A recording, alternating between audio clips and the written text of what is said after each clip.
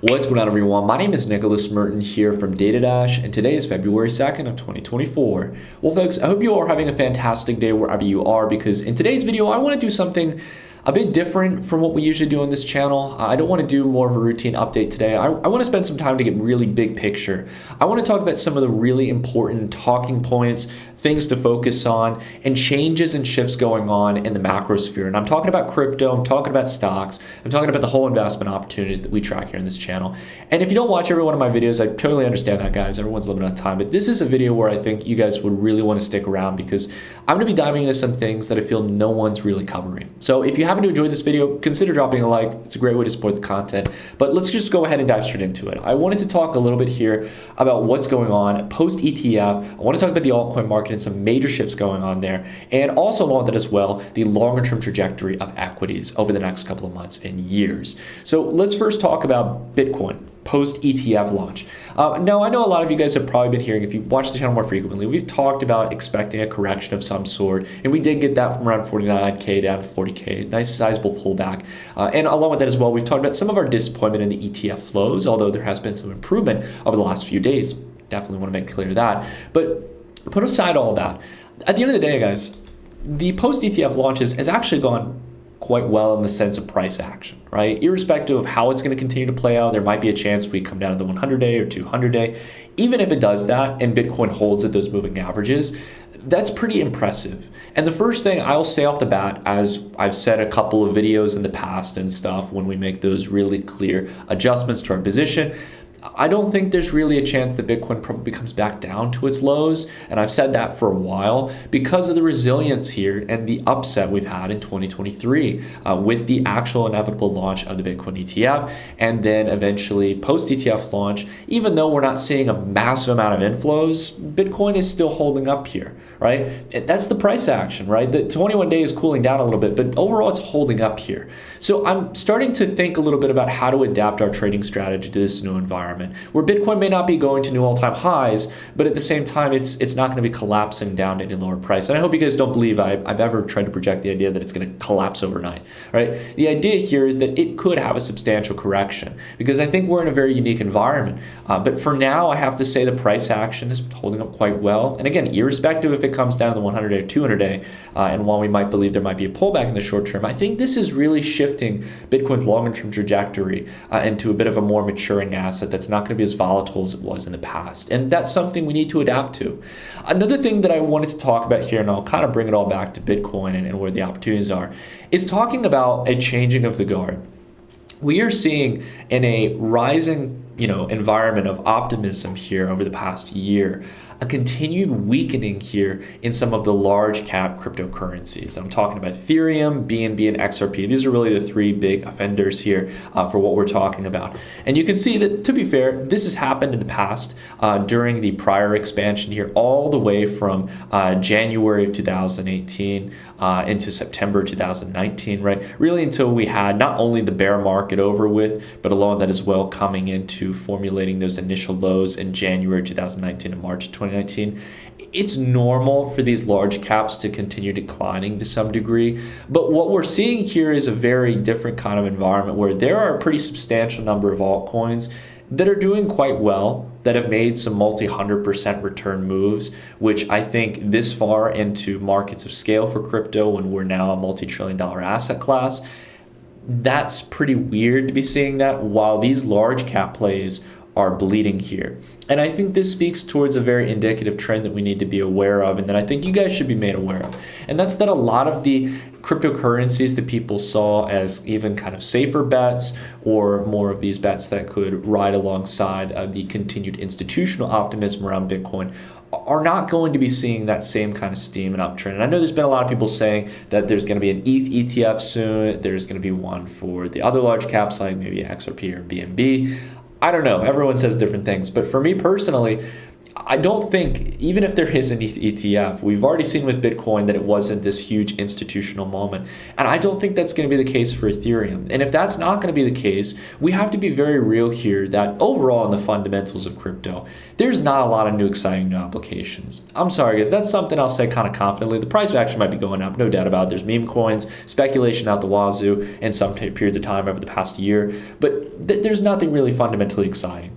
All ETH, XRP, and BNB have is that they're large cap cryptocurrencies. They might have some slight new technological mumbo jumbo like ETH2 staking or EIP 1559 that might make it deflationary if people are using it. But the problem with that is that people aren't really using Ethereum that much. I mean, I'm just really talking about a exponential wave of new adoption of the protocol. Not to mention XRP just constantly getting distributed on. You can take a look at the BTC pairings on these guys, BNB as well.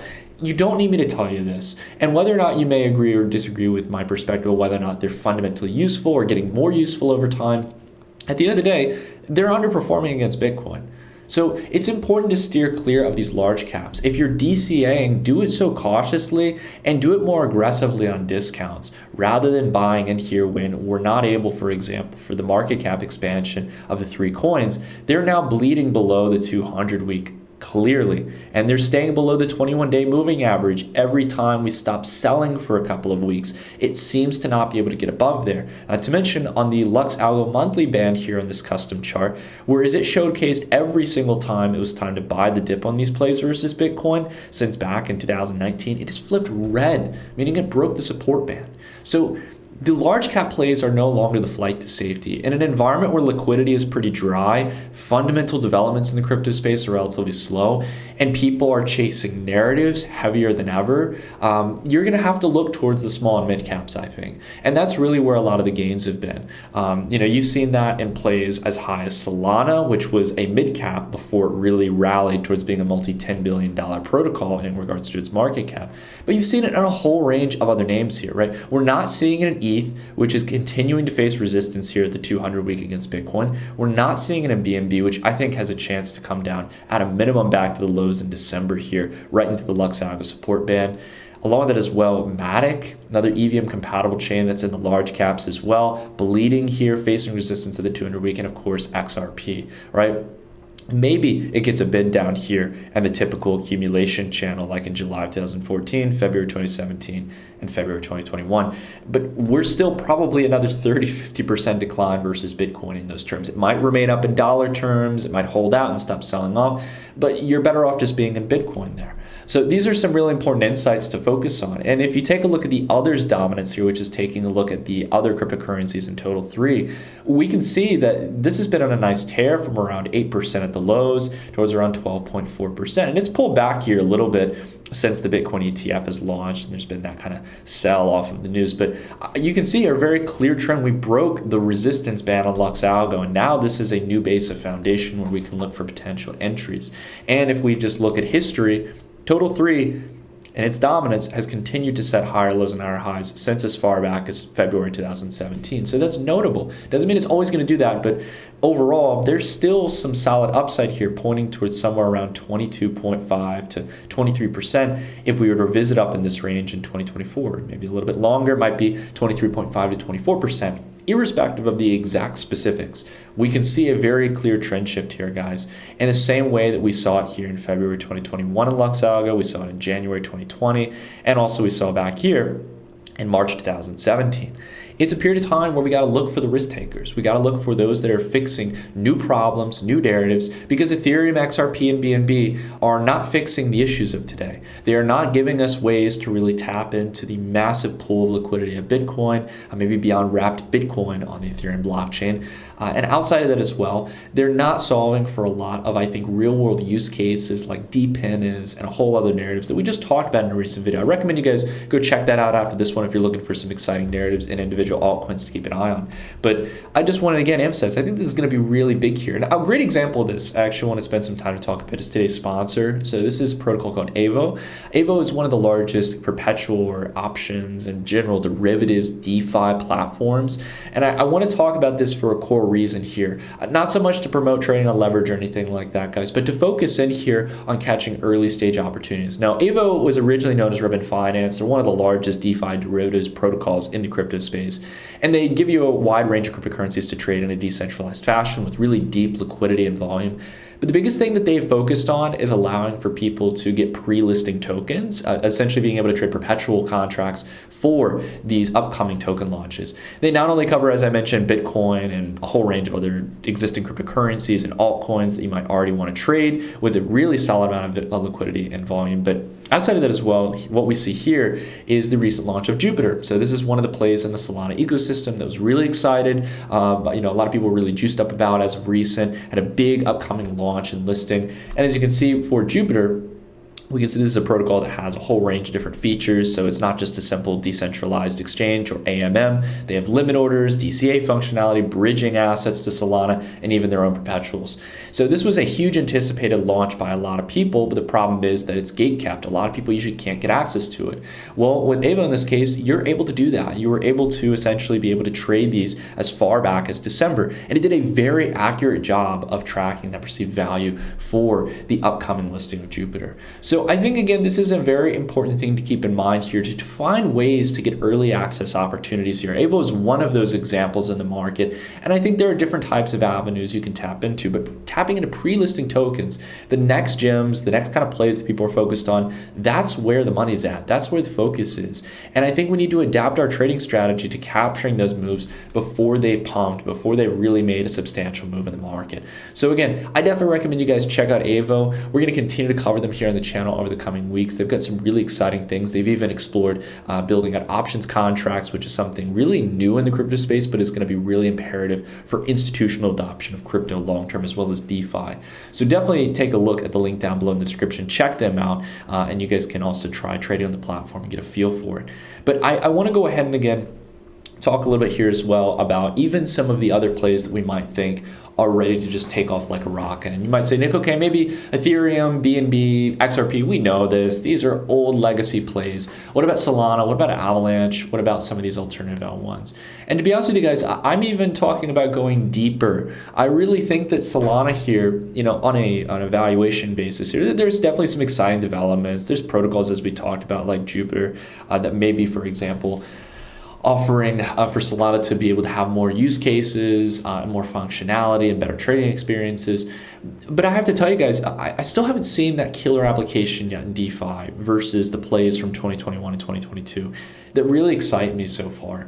And at least I haven't seen it in the Solana ecosystem for that matter. And Solana has made some major expansions here, had a clear double bottom from January to May against Ethereum in 2023. However, we've had a significant run up here. And while the trend is still strong, I'm not going to disparage that. You still got the weekly Lux Algo support band. The moving average is trailing far beyond where price is right now, or far behind where price is more technically. We saw in December here that we came up towards the same range here in November 2021. And I think that really signals here the kind of risk premium that we're paying for even some of these new alternative L1s or semi-new alternative L1s, because really Solana took off in the last cycle. I'm looking for entirely new leadership. I'm looking for leadership that is going to be able to make not just a couple hundred percentage points, but really be able to make multiples, be able to really outpace the broader market, and has a much smaller market cap than Solana, which is sitting around $40 billion, give or take. And that to me is, I think, not going to give me the kind of multiples going forward. For it to go to $80 billion, that's what I need in order to get 100% return at this point. I'm not so interested in that. Not to mention there's probably some diluting supply from traditional VCs and institutions and insiders. That to me doesn't really excite me. I don't want to buy into this kind of premium here unless I'm really seeing that we're able to stay above that 21-day trend and that it's outpacing the market. Right now, we've faded a lot over the past couple of weeks. I'm looking for new plays out there. So again, recommend towards this point about kind of the crypto thing, crypto set of topics that I want to discuss. Then we're going to dive into the macro and equities, which I think is also really even more important as well to talk about. My thesis here is that obviously we put our attention towards trying to find plays that outpace Bitcoin. If we can't, we go in Bitcoin. If Bitcoin is showcasing strengths, it's staying above its 21-day and other moving averages. But overall, for us, we care about finding those altcoins that are going to make big moves. And I think that those are going to come in the form of the narratives we discussed in our prior video. Some of the things like DPEN, Bitcoin-related infrastructure, and there are some plays on our radar we're going to be talking about in the coming weeks. If you guys want me to cover those, if you want me to see me do some deep dives on some of those videos, whether that be projects that we talked about like Stacks or some of the other plays we have on our radar that I'm currently doing research on, if you guys want me to do some dedicated videos around Bitcoin infrastructure, etc., let me know in the comments down below. But I will be covering these things as time progresses, so long as you guys want me to, and so long as they seem interesting to me in the market. But again, I think Solana, Avalanche, some of these legacy L1s, and even the layer 2s on Ethereum, I think these are just dead weight. They're all competing for the same space. And I think unless you really offer some major value proposition, I think maybe a few exceptions like energy, which we've covered, it's focused on security and actually preventing all the hacks and malicious contract exploits that can still happen on any of these alternative L1 or L2s out there that don't have the security parameters built in. I don't know what's going to be the next move for these protocols. What's the next application beyond regurgitating decentralized exchanges, lending and borrowing protocols, yield farming, which is baseless. Like I'm really looking for something that's going to be reaching into the real world and doing something big. And I think that only a few narratives, like we've discussed, especially Bitcoin infrastructure, could really tap into that. Or depend by providing GPU resources, etc. So I rambled on a good amount there, guys, about crypto. But I want to go ahead and step in the macro now. I know we have been talking a lot about crypto. If you guys have been watching the channel recently, we've stepped a little bit away from the macro. I'm still keeping my eye on global liquidity. I'm still keeping my eye on the recent FOMC meeting we had the other day. But there's something I want to talk about here. And again, this goes hand in hand with the Bitcoin predictions we made in 2023, which is, and I have no humility in saying this, guys, I've talked about when we get things right and when we get things wrong. And I have to say that I really have been blown away by the performance in 2023. And I will say that going into 2024, we're still seeing a lot of continued renewed strength. Now, I expect probably in the short term that there's going to be some kind of correction of some sort. A healthy, typical 15% correction sometime in the near future, especially as we approach relative highs in equities. But I wanted to showcase a chart here that I think is quite important to analyze. This is the NASDAQ divided by money supply, M2 in the United States. And there are a whole range of different ways we could divide the NASDAQ by a true measure of liquidity. We could do our global liquidity metric. There's a whole range of different ways you could really view this here. But I don't want to get caught up on that because most of them are going to show you a similar trajectory here. M2SL in this case, or money supply, M2 money stock is essentially going to give us the longest trajectory here of history versus the NASDAQ. What I want to signify here is the point we were focused on for a long time as we entered into the summer is that this range was kind of acting as resistance, right? We even got shot down at that range, and it played true here going towards the 200 week and had a pretty sustained correction. However, we've continued to charge up here, mainly led by the confidence and technology companies. You have the big tech companies doing layoffs, but potentially being AI plays now, which is getting people excited. And mainly a lot of this valuation appreciation has come from Microsoft and NVIDIA, which have been the two leading equity plays on around AI, or generative AI more particularly. The main point I want to make here is that while we were looking at this range to serve as resistance, and yes, we might do what we did here going into November 2021, where we sustain about a year above this range, and that might be it, that's fine. I'm just saying above all that this will probably hold around for a little while here, and until we start seeing a substantial decline below that red line, we may very well continue to be able to take risk on a couple of positions over the next few months and lock in some substantial gains before things really start to decline. Now, I want to make it very clear here, and there's a couple caveats to that point, which is that I'm not here to say you should build substantially long-term positions at these levels. And beyond that as well, what I'm really getting at here is that you shouldn't be buying the stocks that everyone's talking about. I'm talking about the Magnificent Seven. Now, if you want to ride the wave in the the short term, that's fine. But I would be saying that if you're buying the FANG stocks up here, I'm talking about Facebook or Meta, Amazon, Netflix, or Google, when they're at the same equivalent highs they were at in November of 2021, you may just be buying into one of the worst times for these stocks. And it's not to say that they may not expand a little bit more, but I don't think that they're going to continue outpacing the market, nor are they going to be plays that will allow you to go up 50 to 100% on your capital net overall over the next few years. I just don't see how these stocks are going to be able to get to that point. Maybe I'm missing something. What I'd much rather focus on here, and I think above all, whether you agree or disagree with that point, if you're looking for something that's going to 5, 10, 15, or 20x over the next few years, something you can buy, DCA, and HODL, and be able to make substantial returns and be able to liquidate or sell in the next couple of years, is not going to be these stocks.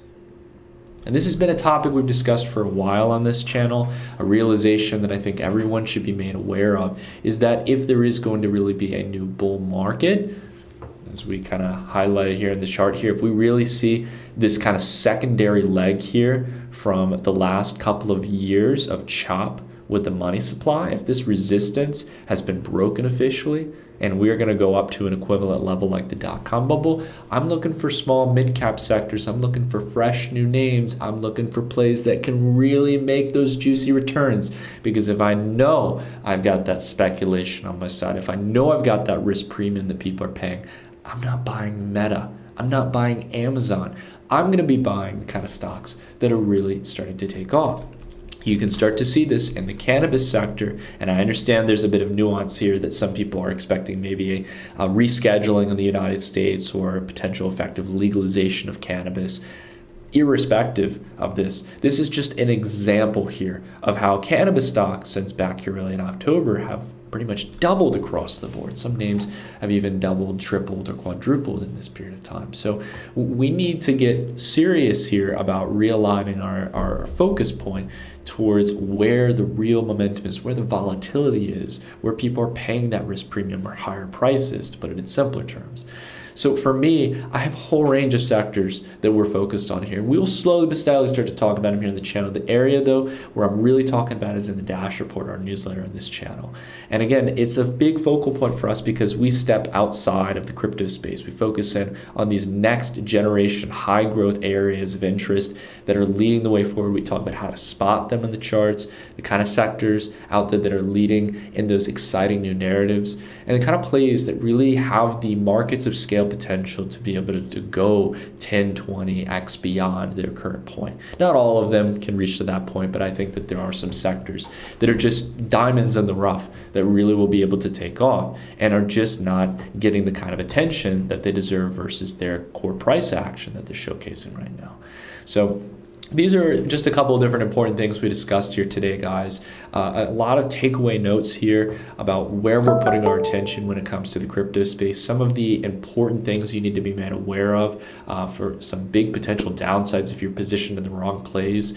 And also the opportunities that lie in getting the right plays in the market, focusing on those new small mid caps that are addressing entirely narratives, not chasing alternative L1s and L2s, not chasing the legacy plays, but entirely new projects and protocols that rethink the way crypto networks operate.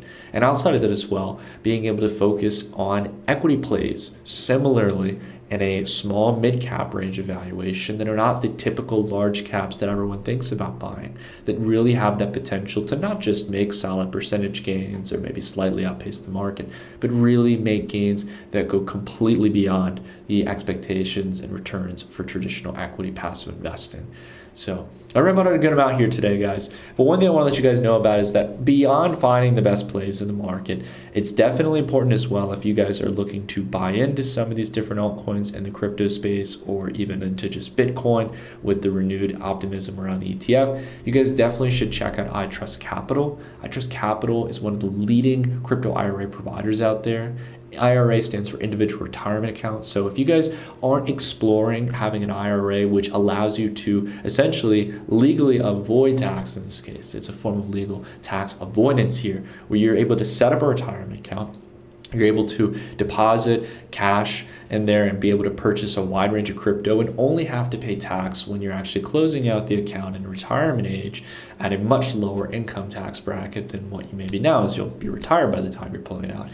Essentially, this allows you to get exposure to a lot of the major cryptocurrencies and to not just long-term invest, but also trade within that account tax-free in the near term. So you're not having to pay taxes on it every single year. So your wealth can really start to compound, and it can help you to prepare for retirement. You don't have to put everything in there, but putting a little bit away each and every month, I think, is a good general practice. But you can talk to your financial advisor about it. I definitely recommend you guys do your own research. And if you're interested, you can check out iTrust down below. You'll get $100 when you sign up and set up an IRA account with iTrust Capital. And they've got a whole range of cryptocurrencies here up at the top that you guys can explore, especially if you're looking for some of the more established altcoins in the crypto space. But that's it for today's video, guys. I rambled on about here. I hope you enjoyed this video that was a little bit different than the others. If you did, consider dropping a like. And I ask that if you could, share it with a family member or friend. Share it on your socials, get the word out there. I think there's some important points we made in this video that aren't unfortunately getting the kind of coverage that they deserve. But I hope you guys enjoyed today's video. We've got a lot more exciting things coming down the line. And if there's anything you'd like to see on this channel,